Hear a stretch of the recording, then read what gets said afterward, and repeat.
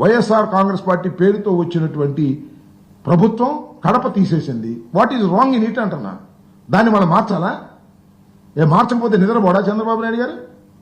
మారిస్తే ఏం సాధిస్తాడు? అరే పేర్లు మార్చడంటే సూపర్ సిక్స్లు చేయి, నీకు మంచి పేరు వస్తాయి. ఇచ్చిన హామీలు నెరవేర్చు, మంచి పేరు వస్తాయి. ప్రధాన ప్రతిపక్ష హోదా మంచి పేరు వస్తుంది. చనిపోయిన రాజశేఖర రెడ్డి గారి పేరు దగ్గర కడప చేర్చి ఆనందపడితే ఏంటి అంటున్నా. ఎస్, మేము మార్చాం. మేము ఎన్టీ రామారావు పేరు కూడా పెట్టాంగా, అది కూడా మారుస్తారా? ఈ చిన్న చిన్న విషయాల మీద ఎందుకు చంద్రబాబు నాయుడు గారు అంత తాపత్రయపడుతున్నాడో ఇంత వయసులో నాకు అర్థం కాల. ఇంకా అసెంబ్లీ సమావేశం ముగిసిన తర్వాత తెలుగుదేశం పార్టీ సంబంధించిన శాసనసభ్యులు, మంత్రులు మంచి సాంస్కృతిక కార్యక్రమాలు నిర్వహించారు. మీ మీద కూడా చర్యలు వేసినట్టున్నారు కూడా. ఏం శర్మ గారు, నిజమేనా?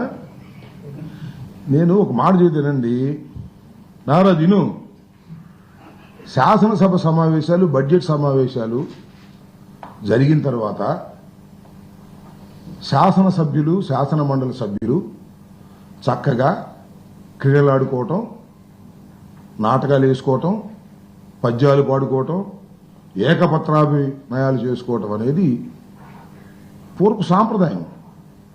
నేను శాసనసభ్యుడిగా ఉన్నప్పుడు ఇది 89, 94 మధ్యలో ఇలాగే జరిగింది.